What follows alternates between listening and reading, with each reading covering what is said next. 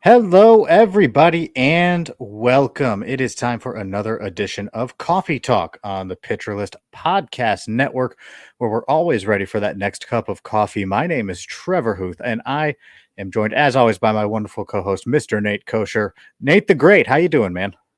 I'm doing good.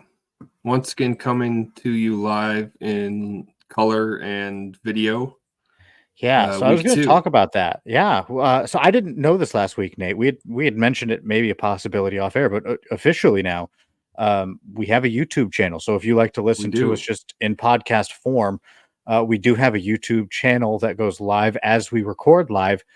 That being said, we record pretty late, so we're usually right around 9 p.m. Eastern time. We'll start releasing official start time. So if you do want to watch us record, you can see it happen live in action.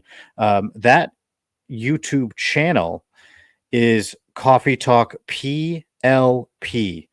So that's where you can find the YouTube channel at Coffee Talk PLP. We also changed our Twitter handle to that. And of course, by we, I mean Nate. Nate has put so much work into this podcast. Doesn't happen without him. Big round of applause for Nate. If I had a sound effect machine, I would Thank be you. using it right now. But yeah, Nate changed our Twitter handle to Coffee Talk PLP. So that's It our all YouTube channel. I'm matches. excited. Yeah, you can see our faces all the time instead of just in the clips that go on Twitter. Yeah, it's a lot of fun. Gives people another option if they want to listen and watch it back later. Yeah, and yeah, you can live in action watch me change from what we planned on to whatever I just thought of in the moment. Nate, they can watch that live. That too. Watch the wheels turning. I'm not like to the point, just behind the scenes of Coffee Talk. I was awful at adding stuff. Nate said, "Hey, you need to start adding stuff to the," or he didn't say you need to. He asked me if I could start adding stuff to our outlines. I'm like, "Yeah, absolutely. I should be doing that anyway." And the fact that I was just telling you things before we recorded probably isn't good enough. Um, and so I've started just mass texting Nate during the middle of a workday. Anytime I'm able to just check Twitter, check the news, I just mass text him over and over, and still don't add it to the outline. We got it. We have a lot to potentially talk about, though. We do, and we have a good list. we do. And one of the other reasons I say that, and I even thought of it, Nate, is because I'm going to jump right to the bottom of our list here, because it says Nate. I just to get the wording correctly, it says Mm-hmm. Twins dash Nate surprise under the radar prospect, and I want to Yes. hear who that is. So I want to start there. Okay, I'm excited about this. Have you ever heard of the name Carson McCusker? I Have you have. I heard of don't know this much about person? him. So Okay, go on. so he is in the Twins organization. He is out of Oklahoma State, but what's interesting about him, he's listed at 6'8", 250 pounds. So he is bigger than Aaron Judge, and he has some Aaron Judge-like power. But until about a year ago, he was still in the Frontier League, independent league with the Tri-City Valley Cats. And he hit .433 there with 17 home runs in 37 games. And then he signed with the Twins organization. So basically kind of came out of nowhere. That was last June. Now he's been playing in the Twins system this whole year, and he's now at AAA. In AA, he hit 15 home runs in 98 games. Since being bumped to AAA, in 19 games, he has 4 home runs, 11 ribbies, and he's hitting .297. So kind of completely off the radar. But he did set the all-time home run record in college. It's like he was good in college, but had kind of dropped off for a couple of years. And then all of a sudden, I had never heard of him myself, to be honest, until he went to AAA with the St. Paul Saints locally here, and I had heard about him. But a huge guy. Yeah, so I immediately went to Twitter just because I want to start seeing swings and stuff. first tweet that I see when I type his name into the search bar is from the St. Paul Saints. And it said he crushed a solo home run. This is on September 11th. Crushed a solo home run at 111 miles per hour. Fourth home run in 15 games. Has a hit in 13 of 15 games with the St. Paul Saints. And 12 extra base hits in the last 18 games. He started off hot. Yeah, I mean, basically the whole time now he's been in AAA. Yeah, wow. Sorry, I'm just watching swings. I'm with you. I'm into it. I'm gonna go make some transactions, I think, Interesting, in isn't some it? of my leagues. Yeah, I think I might, try to ground floor if I can find room in one of my leagues. We might have a Who Should I Cut live on air here.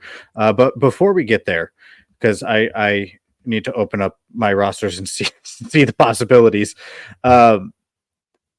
With the Twins organization, their farm system has made the news recently for a less good reason. You're Um, right. their 6th round pick this year out of Coastal Carolina, Derek Bender, was released because he was caught giving the pitches live action Bull Durham to the opposing team. Yeah. And he got cut, Nate. So do you have any like initial thoughts you want to share about it? Definitely not a good look for the organization. And as you said, he's a catcher, so he was telling the hitters what to expect when they were at the plate. And apparently, after reading more about it, he basically wanted the season to be done. He just wanted to be, done with his job with baseball. So it actually made me think of a while ago. I don't know, this was probably 6 or 7 years ago. There's a player in the NBA with the Phoenix Suns, and I remember he tweeted, "I don't want to be here." And I can't think of his name right now. But it was pretty funny. Like, it went viral, and basically it's like, I'm giving up. And that's kind of what it seems like this guy was doing. Kind of sad that he was drafted this year. And there's a live sneeze on air. Sorry. Yeah, It's surprising to this is his first year. Maybe he's been in the minors for 8 years or something, and he's just ground out, wants to give up, but he should be young and excited, hypothetically. Yeah, so to me, the first thought would be just that, there are guys who don't like playing baseball or don't love playing baseball with everything they have. They just happen to be really good at it. True. But I don't think that's Derek Bender because there is video out there of Derek Bender during, I think it was the college playoff with Coastal Carolina, where he is just fired up, as lit as can be, like loving everything that's happening, passion, it's all coming out. Mm-hmm. So I don't think that's the case. And I think he loves the game of baseball. And I think that I'm just guessing based off a few clips. Like, I don't know. All accounts say he's a good guy, right? He just wanted the season to be over or had said he wants the season to be Frustrated. over. And Yeah. it may be frustrated, right? It can be a long season when you get drafted because you go from college ball and you get a little bit of break from when you're done with college playoff if you make it that far in between when you got drafted and you sign and then you get assigned. You get a few weeks in there, but then you start playing baseball again and you start Yeah. playing it a lot more, and life, minor league life isn't the easiest thing. So True. maybe he did just want the season to be over. It's just an odd situation. Yeah, It's not one you see a lot. I mean, do you think he'll get another chance with another organization? I Being think that, he will probably he's so play young. independent league ball, and I think I don't know. I don't know. You want to believe that if other teams are interested, they'll ask him questions at Yeah. least, and if he answers right, he might get a shot. Maybe he just needs to play indie ball or overseas for a few years, and then somebody else will take a chance on him once the story's not so relevant. I mean, there's I can't imagine he's out of organized baseball forever just for that one thing, but maybe so, because it puts, a mark over him essentially that Yeah. he has cheated before. I mean, it's like if I were to go into my job and do nothing, that would follow me around. Or if I did something, heinously wrong and got fired, that would follow me around just Yeah. as it would anybody. So It is weird, and to think, he hasn't been playing professional baseball that long. Maybe he didn't want to do it. Once he was done with college, maybe he already had doubts at that time. Who knows? I wouldn't be surprised if he got another chance somewhere. Like I don't think he's probably done playing altogether. But if he ever gets to the majors, that might be a long shot. yeah, and that's a long way off. If it even happens, we'll have to see. So who was the one player you mentioned in comparison for size wise of Carson McCusker? Yes, just in the size, Aaron Judge, but Aaron Judge. they're far apart on some other attributes. Absolutely. I only brought that up because Aaron Judge ended a home run drought recently, which was it the longest of his career or was it close? Yeah, it was a was the long longest one, of all his things career. considered. I did read that it was the longest home run drought of his career. 16 games, which is pretty impressive in that, over the course of his entire career. It was 75 plate appearances. He did not hit a home run. But then in Aaron Judge being awesome fashion, hit a grand slam, and he was right back where where he's been all season. And now I noticed, I looked up his stats. He actually now, if you compare his season to 2 seasons ago, this season to 2 seasons ago, when he hit 62 home runs, he now actually has more ribbies, and his slash line across the board is better. So you could argue he's having a better season even now than in 2022. So that grand slam knocked him up. He has now 132 RBIs. That knocked him over 131 from 2 years ago. Are you on his season long player page, right? Or his career page right now? Yeah, I'm looking at his career stats. Okay. How many home runs does he have in his career? He is now up to 310 career home runs in 9 seasons. Okay. He was a late bloomer too. He came up at a older age as compared to some of the prospects of today. His first full season really wasn't until he was 25. Yeah. Which isn't even old, but in terms of prospects coming up. Right. Okay, yeah. So I mean that's pretty impressive and interesting that I don't know. Well, it makes sense because he's got to get the hits somewhere. If he's hitting the ball hard, he's just not hitting home runs because that's what Aaron Judge does. He hits the ball hard. So you'd imagine the rest of the stats go up. Maybe not RBIs because if he hits home runs, obviously there's more RBI. Should theoretically be more RBIs there, but it makes sense with the slash line and everything because instead of just I don't know, the hits are going to come somewhere, I guess. Yeah, I mean, he was having his streak from when he was really hot before this cold streak, from May until then. I mean, he was just on fire all year, locked in. Mm-hmm. So the other very tall, big, and popular player that the Yankees have, but this time farm system version, Spencer Jones. So Spencer Jones now holds the distinct honor of having the highest amount of strikeouts of any Yankees prospect ever, I believe is what the tweet from Baseball America said. Ouch. So that's interesting. Yeah, that's probably not a record you want to be associated with. I mean, it's no secret that he has swing and miss, so it's not, right. But I don't think, once again, for him, that just because he set that record, I don't think that means that's it for him. But yeah, a concern, right? Probably. I mean, it's the most strikeouts of any Yankee minor leaguer ever. Josh Norris from Baseball America added this context on Twitter. He said the duality of Spencer Jones. He also has the most strikeouts of anybody in Double-A at 200.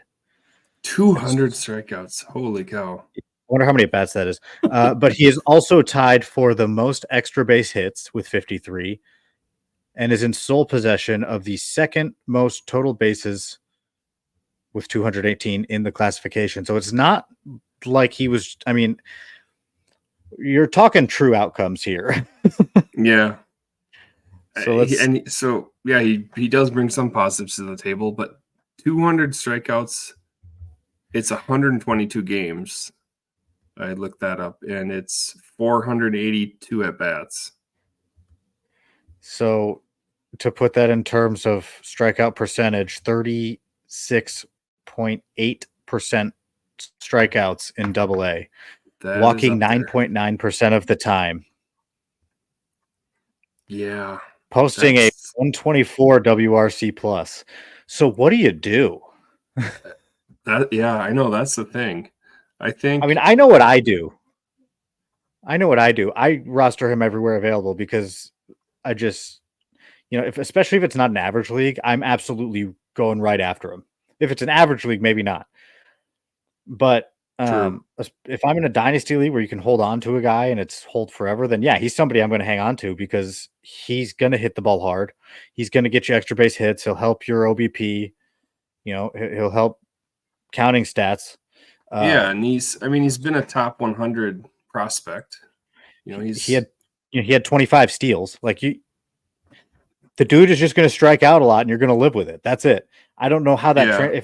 I don't know if you're scared about that translating at the big league level. I get those arguments, but I don't know, man. Help me in fantasy in those counting stats. Strike out as many times as you want. Especially, you know what? You could even really plan this out, where if you just constantly stream whoever the starter that he's facing that day is, you could get yourself a couple extra strikeouts. There you go. That's another way to handle it.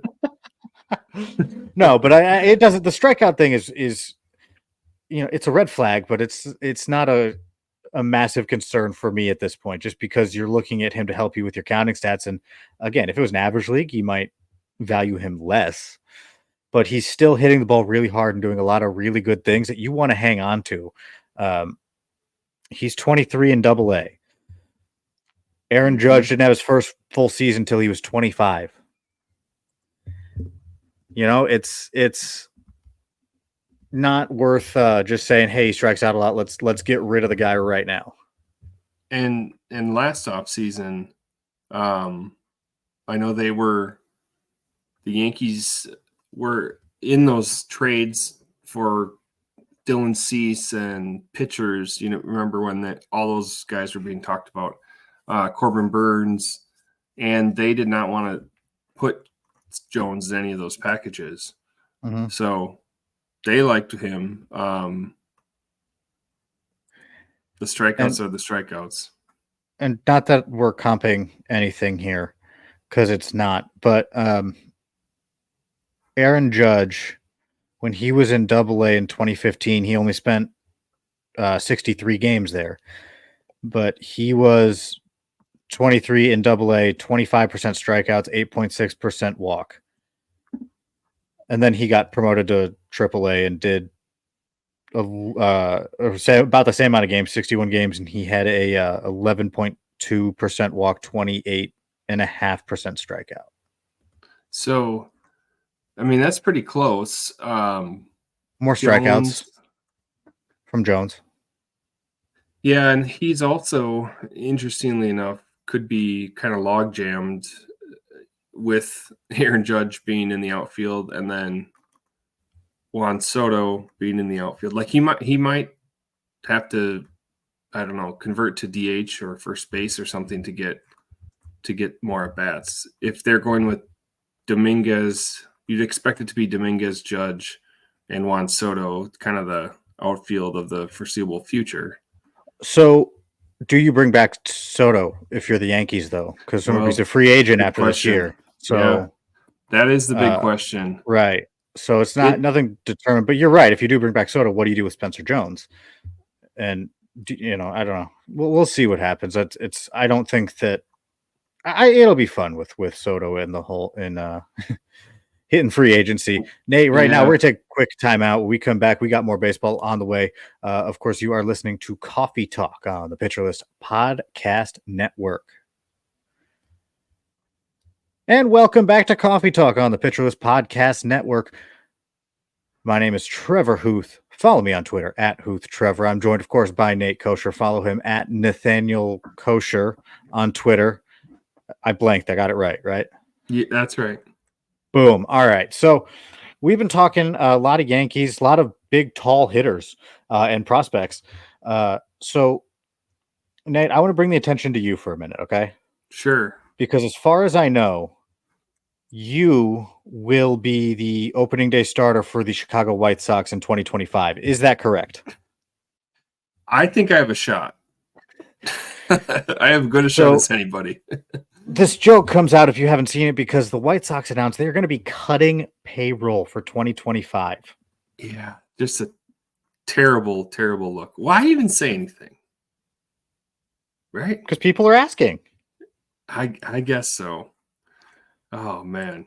So the White Sox are in a very precarious situation right now. Because wherever they think their rebuild is at, it's not going to go as fast as they want it to.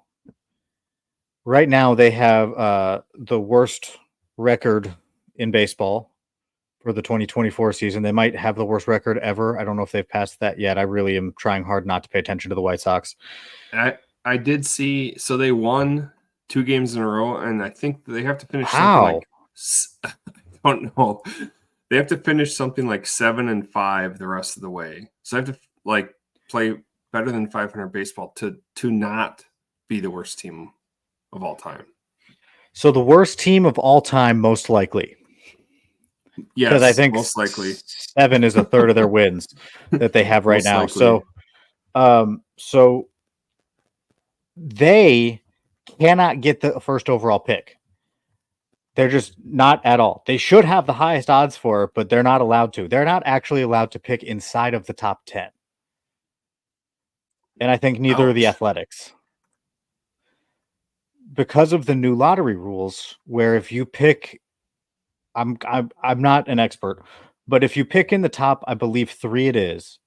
So if you pick in the top 3 for 2 years in a row, you're not allowed to pick in the top 10. It's an anti-tanking policy. So Right.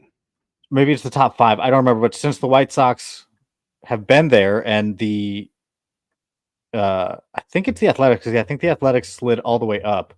But they've been there for a couple of years now, so they can't be in the top 10 this year.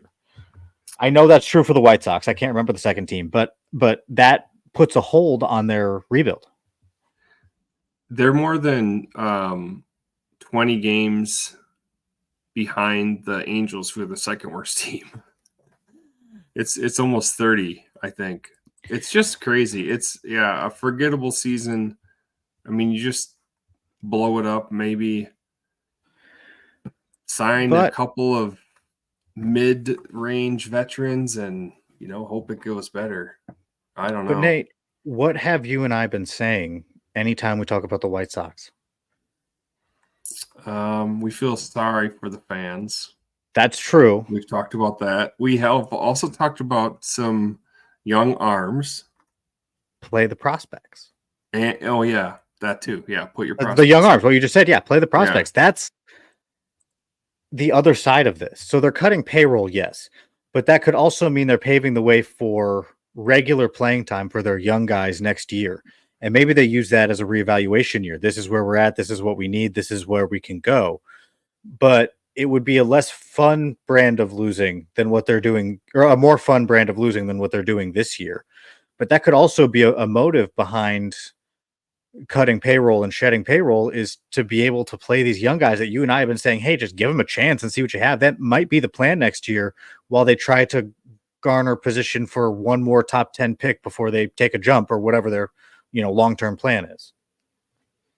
Yeah, I mean, that's where we wanted them to go, and it would be at least more fun for fans seeing, seeing the prospects, seeing what they have, and they can't be worse, right? There's no way they're going to be as bad again. I mean, they're still going to be bad, but there's no way they're going to be this bad again. Never say never, Nate. You just That's never. true. But like next year, they'll be, if they are this bad, they'll have Colson Montgomery. They will. Hopefully. Yeah. Yeah, they'll have these young guys that you're like, but at least they have like that's a fun player. So hopefully that works out. It Just gives so it's you something to look forward to. Yeah. So real quick before we actually start talking about like probably fantasy helpful things, even though most of the fantasy seasons are coming to an end, if not there yet. But I was shocked by this news actually. Like it surprised me, and it probably shouldn't have. Just recently, Helio Ramos became the very first right-handed hitter to go splash down in McCovey Cove. Yeah, I saw that too. And interestingly enough, Ramos, someone we've talked about, and we were recommending him. He had a nice little hot streak a while back. I think he's having still an okay season, but that was hard to believe. I would have thought someone would have hit that home run. Obviously Barry Bonds has at the left side of the plate hit the most, and we always see the nice swing and splash, but a right-handed hitter never doing it for, in what, 20 years or 25 years. See, it opened in 2000. Okay. Yeah. So think about all the greats that have played there. I mean, like you're telling me that Albert Pujols never went oppo in his prime. Yeah, I mean, you know what I mean? Like there's all the best. If you think about the best players of the past generation, no one's done it. I mean, all the sluggers. I mean, he's been in the AL for most of his career, but you're telling me Miggy couldn't have muscled up the other way? Right. Yeah. It's really surprising. And perhaps right-handed batters haven't tried, to pull it, but just randomly, it should have happened by now. I guess now it finally has. Well, and I mean, don't get me wrong. It's a shot down the right field line, and even farther to get it to go splash down. But you'd think it would have happened. Yeah. That's it. Like I'm not denying it's difficult, and I couldn't do it. Granted, I'm a lefty, but I couldn't do it lefty, let alone righty. So I get it's difficult, but you'd think that over the course of 25 years, it just would have happened. Exactly. Yeah, I agree. And it's cool to see. I was going to look at Ramos, his season stats, what he's up to. Yeah, he's having a pretty good season. He's hitting 267 with 21 home runs and 68 RBI knocked in and 6 steals. So he continued. That's helpful. That's good. Yeah, for sure. So what do you make of Emmanuel Clase? I mean, clearly the best closer this year. It's been insane the season he's having. Yeah, and I think it's not being talked about enough, probably because of the feats of Aaron Judge, Paul Skeens, some of the starting pitchers usually get more shine and publicity than relievers. But Class A, I saw something that has never been happened before. It's leading the league in saves in 3 straight seasons. Once again, it's surprising that that's never been touched, but no one's ever done that since. Do you think someone would just do that? Yeah, saves didn't become an official stat until 1969, but still, 3 years in a row. Wow. I mean, Mariano Rivera, Trevor Hoffman, weird? they're all bad now, apparently. Right. And his ERA compared to this, his ERA is 0.66. He has given up 5 earned runs in 68 innings pitched. And he leads baseball, 45 saves. It seems like I think he should be in consideration for the Cy Young. At least Oh, get some votes. boo. Some votes is all I'm Boo saying. this man. You don't think so? No. Nothing. Here's the thing. That's a crazy stat. Oh, yeah, absolutely. Clearly the best reliever in baseball this year. They have an award for that, actually. Isn't it like the Rolade relief man or something? They named it after the two guys that I just called bad who aren't actually bad, I'm pretty sure. I think you have Mariano Rivera and the Trevor Hoffman Award, I think is what they are now. Oh, but I know depending on your league. But yeah, so I have a kind of a clue in on Tigers Twitter because I like the Tigers. I follow the Tigers and all that stuff. And periodically, ever so often, somebody on Tigers Twitter will bring something up from what I can only assume is Guardians Twitter about how Class A is a Cy Young candidate or should win the Cy Young or something along those lines. I never said win. I said I know you didn't say win. I know you didn't say win. But the thing is, Tarek Skubal exists for one. Yes. And probably should be the Cy Young Award winner in the AL this year. I'm just throwing that out there. That's very fair. Yes. The other thing is, it's just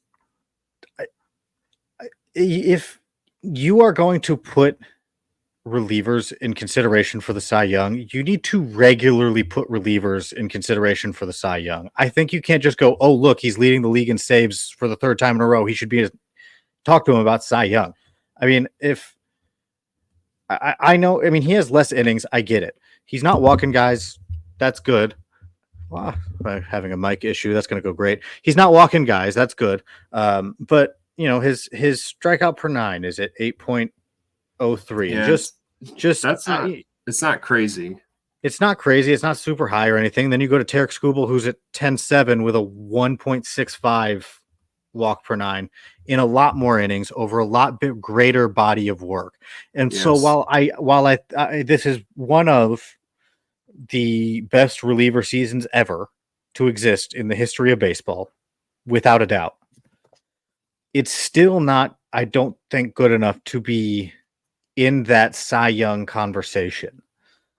So I don't know, man. I can't do it. I can't take it seriously when somebody's like, Class A in the Cy Young conversation. Like, yeah, it's an elite season for a reliever, but give him his reliever award and, you know, let the starters fight it out for Cy Young. I do think you're right that it should probably be Tarek Skubal, and there's a few others in the AL, I suppose, that we could talk about, and maybe Garrett Crochet even. I mean, he doesn't have the wins, but Tanner Houck, was he still? Yeah, he was doing good. So I just think Class A 5 earned runs in a season is crazy.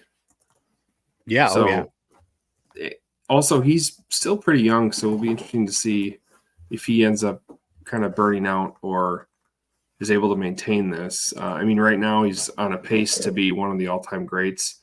Can he keep that going? Hard to say. It is interesting. The 3 seasons in a row kind of shows you the ups and downs of relievers. How, you know, someone will come out of the blue, lead the league in saves, or someone will emerge, and you always are kind of surprised by what happens with relievers. But yeah, Class A is a good one. You know, I really didn't. I didn't know this. I don't think. Did you know that Class A was not a career guardian?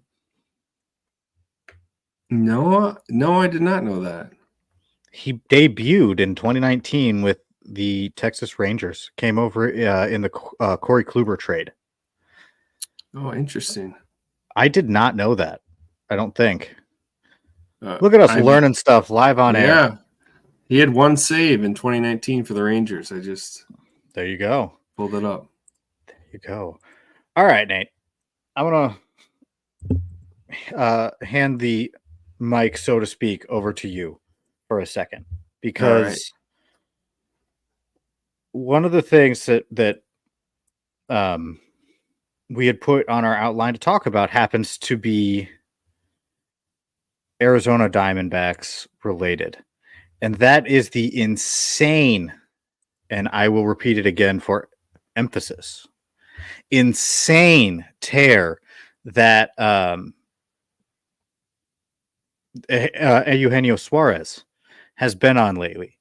Yeah. Since the All-Star break, 18 home runs, 47 RBIs, 45 runs, a 322 average with a 1.019 OPS.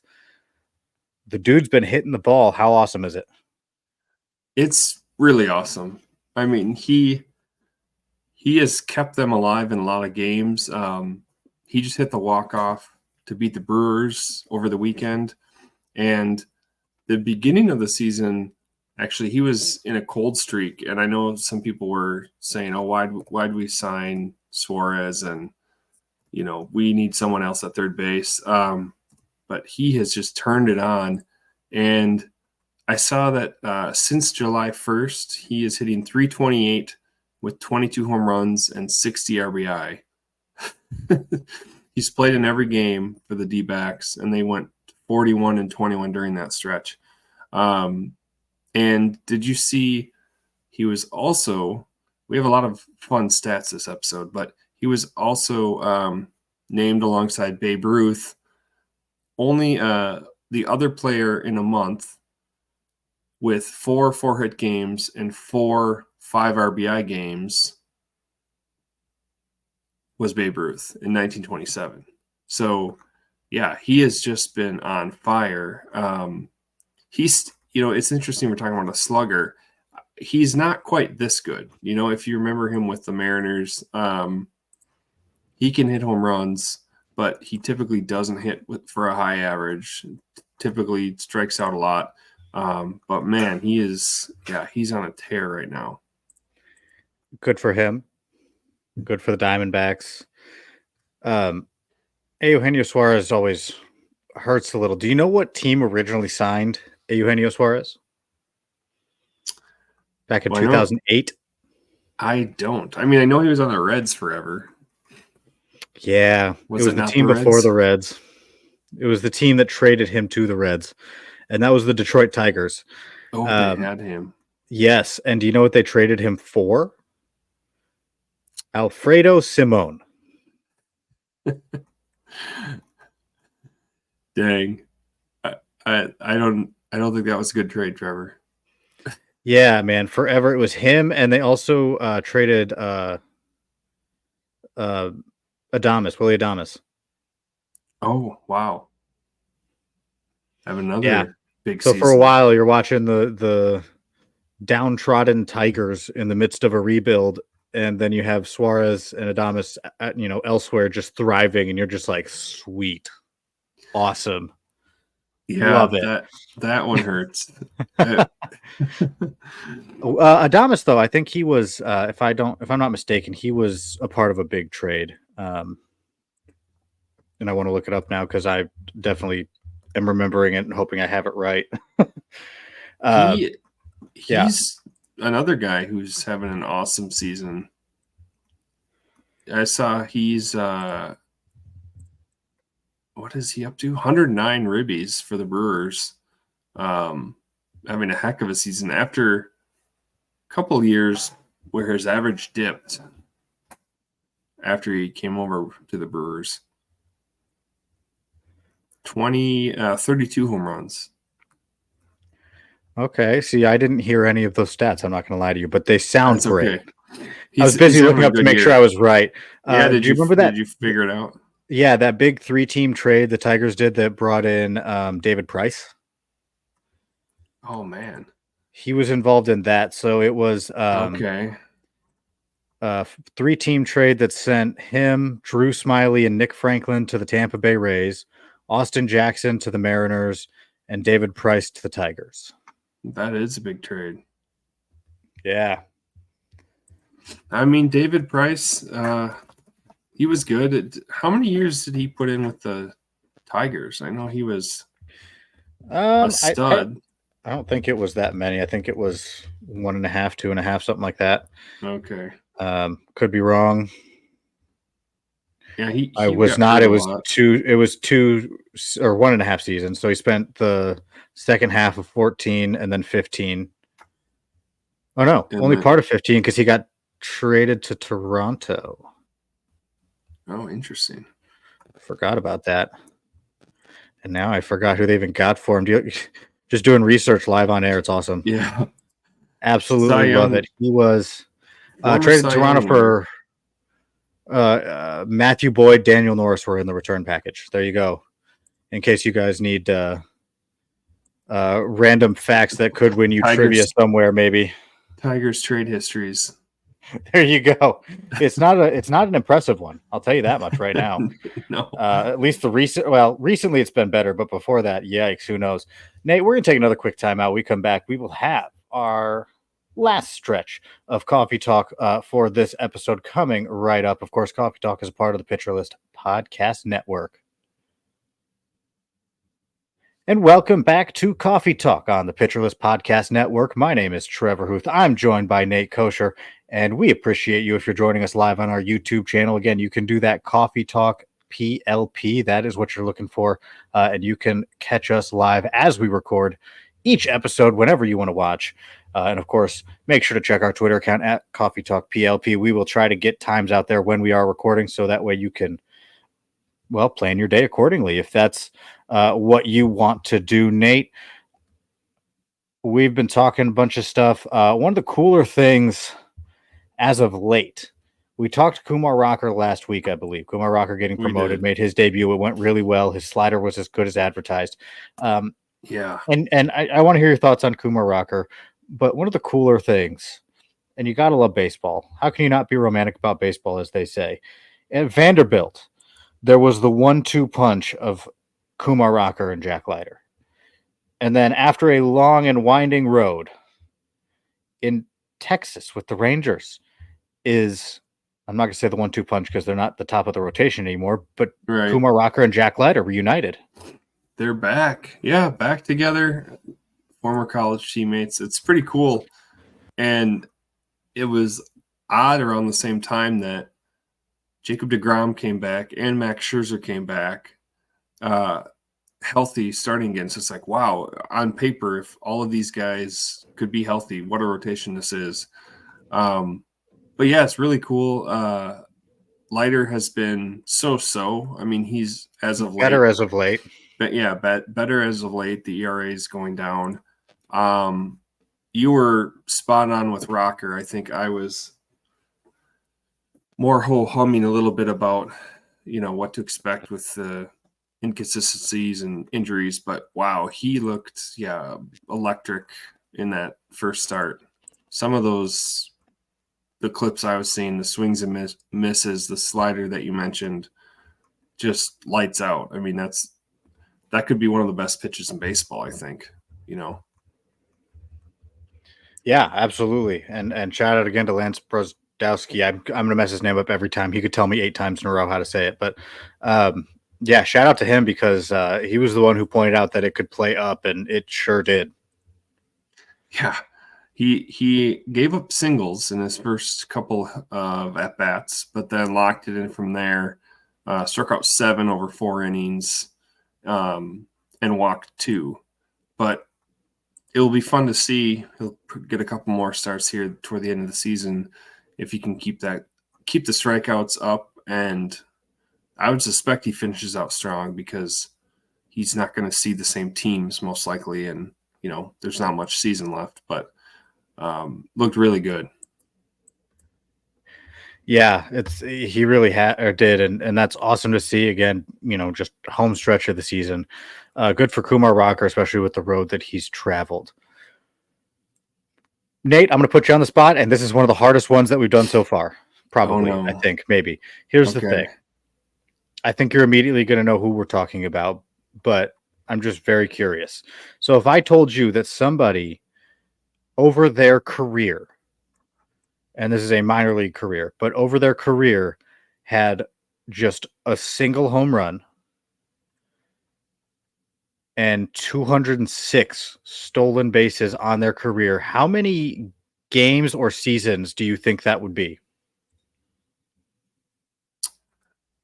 Okay, one home run and over 200 steals. 206 total steals. I don't even know why I need the home run, but it just was. Well, I just it's wanted to throw it in interesting. there. Yeah, it's 3 seasons. 3 seasons. Okay. So I mean, yeah, 2.5 kind of. I don't know how you get 3 seasons for 200 steals, but Well, it's cheating in a the little spirit bit. of the game, he knows who we're talking about. Chandler Simpson with the Rays organization. He's in Double A right now, 23 out of Georgia Tech. He was drafted in 2022, 70th overall. And he has 206 total bases through his first 233 professional games. And that includes 104 stolen bases this year. And you know what? Here's one. How many times do you think he's gotten caught to steal 104 bases in one season? Ooh, no, that's a good one. That's a lot of steal attempts. But obviously he's having a lot of success.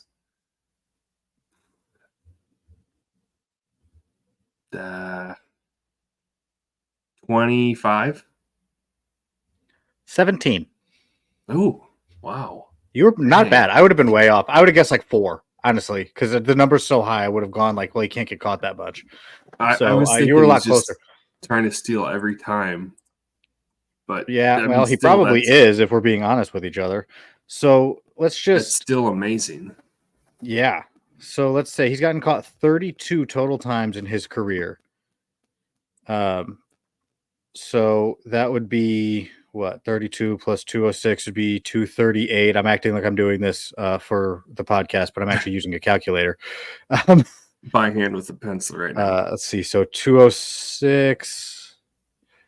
That is an 86% success rate stealing bases in his career. That's not this season. That's it in his career. We should also mention, I mean, no home runs to speak of, no power whatsoever, but this guy can hit. He hit a home run. You're right. He hit a home run, but he's hitting 355 with 410 on base percentage. He has 160 hits in 110 games. So he's probably going the Ichiro route of, knocking out some singles. On the season, mostly. more walks, like on the season as a whole, more walks than strikeouts. So that looks like in totality, 44 walks, 43 strikeouts. In high A, 32 games, he was at 15 walks, 16 strikeouts. And in double A, 78 games, he walked 29 times and struck out 27. It's sort of a Luis Ariz profile, even second week in a row you've used that. I know. I like that. I was gonna say not Tim Anderson. Dang, what was his name? Tony The Gwynn. guy. No. The guy, he was on the White Sox for a little bit. That was a joke, but just because I it's just insane to me when people use like Hall of Famers as comps. Like, sweet man, yeah, that's probably true. Tony Gwynn was amazing. Billy Hamilton, that's what I'm thinking of. Remember? Wow, White Sox first for Billy Hamilton. Yeah, I don't know why that was in my head. Maybe that was well, I get why Billy Hamilton's in your head. I agree. I like it. I like the comp, but just White Sox first Billy Hamilton is crazy to me. Yeah, instead of the Reds. Yeah. I don't know why I thought that. But that's closer with the power. I mean, he had no power whatsoever. But I don't know that this guy seems like he could be better. He could be, yeah. But if we're using the comp of Billy Hamilton, and we are talking about fantasy baseball, because I feel like sometimes we lose that when we just get to talking about baseball, Nate. But we are talking fantasy baseball on this podcast. So, does his abilities, do his skills, if I'm going to use the correct English, which I would like to, do his skills translate at the big league level? And that's where, if you're using a Billy Hamilton comp, you're probably like, ee. Right. Yeah. I mean, the one elite skill that would make him rosterable probably in almost all leagues. Where that would come into play is he going to get enough at bats, and is he going to play enough for the steals, to help you out? Yeah, and that's the question. I don't know. And does I he keep wouldn't. playing? I mean, Yeah, it's not I gonna. can list It's not gonna you. happen. 100 is not gonna happen, but No, but well, let's do it this way, because I don't know if I'm forgetting guys, but who are some speed first and really speed only guys who you've rostered in fantasy over the last few years? that's a good question. Because like the guys who come to my head when you think of that are like, Dyson with the Royals and Terrence Yeah. Gore with the Royals and Adalberto Mondesi with the Royals. I have another Royals for you. What's his name? Blanco. I had him for a little bit this season. Yeah. He is just a steals guy. But the point is, if he doesn't hit the ball and hit for a high average, I don't know that you're going to see a lot of fantasy return from Chandler Simpson. As awesome as his speed is, and as cool it is that he's stealing 104 bases in a year, just that archetype of player is not generally a successful one in fantasy platforms. No, you're right. I think ultimately the odds would be the odds are greater that he would be not successful than successful, from a fantasy perspective in the big leagues. But yeah, it's really cool. He's hit the ball well, but just as we said, mostly singles. He has 14 doubles and 1 triple and 160 hits. So he's knocking out a lot of singles. I guess if you're in an on base league, if he can hit like that, that's another place he could be successful. But I think you're right. It's probably a kind of just a minor league cool stat type thing that won't translate necessarily. Well, yeah, and those happen sometimes. Remember that pitcher that we talked about who had that Oliver Drake-esque delivery and was getting a lot of whiffs? Yes. Pretty confident he's already been released. Yeah. So those things happen. All right, one more guy that I would like to talk about before we wrap this whole thing up, Nate. The Pirates have announced that they will be promoting Nick York, who they just received at the trade deadline from the Boston Red Sox. So Nick York is going to be a member of the Pittsburgh Pirates. If he didn't already debut today, I didn't see that if he did or not. But either way, he got called up. Sure he did play. He did play today. Went 0 for 3 with a strikeout and a stolen base. So he got on base somehow and interesting. Got a steal. So he is called up. He was hitting 303 across 3 different levels this year. 12 home runs, 21 stolen bases, second baseman only.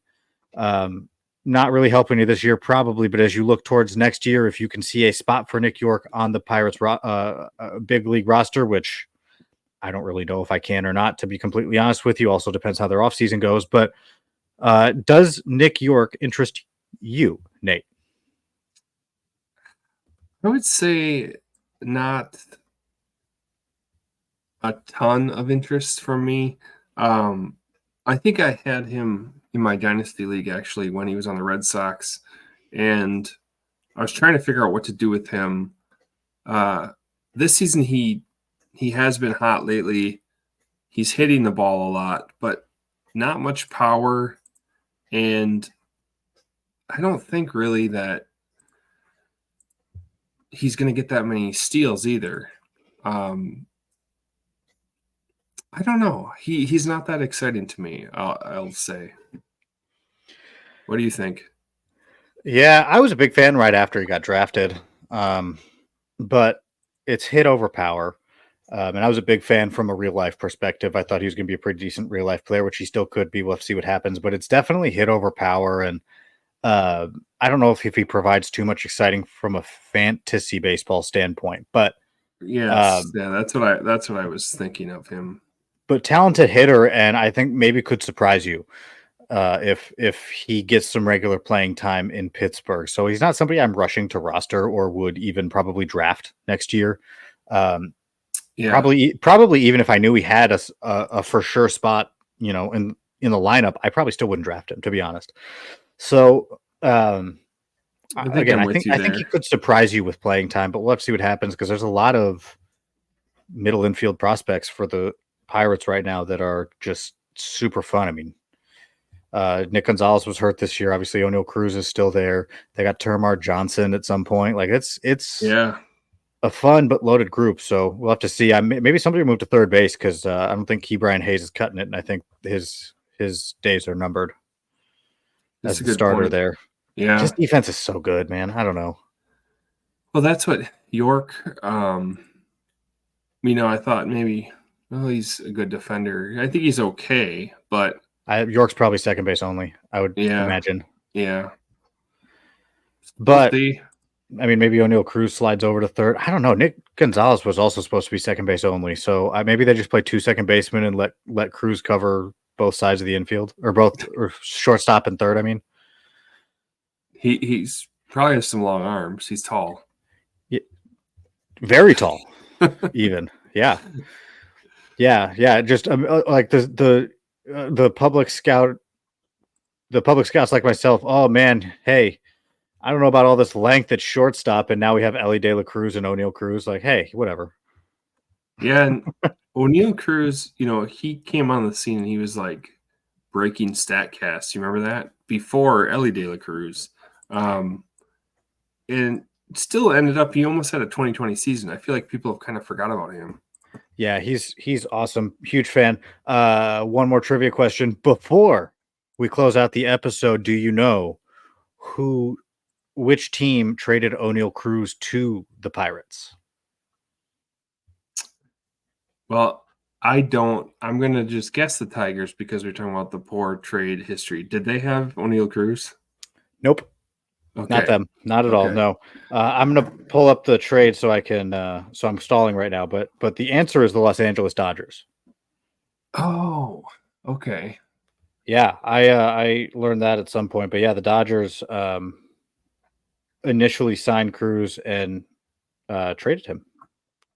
Well, they can't win them all, LA, right? I mean, hey, they tried their best, I think. Let's see. The Dodgers flipped Cruz for left-handed reliever Tony Watson. Ooh, ouch. Not the worst random trade from history ever. I mean, No. Fernando Tatis was traded for James Shields. So, Yeah, you look back at some of these and very surprising. yeah. Oh, yeah.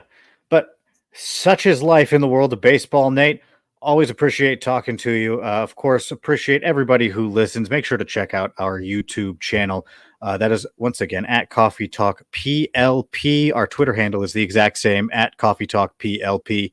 My name is Trevor Hooth. You can find me on Twitter at Hooth Trevor.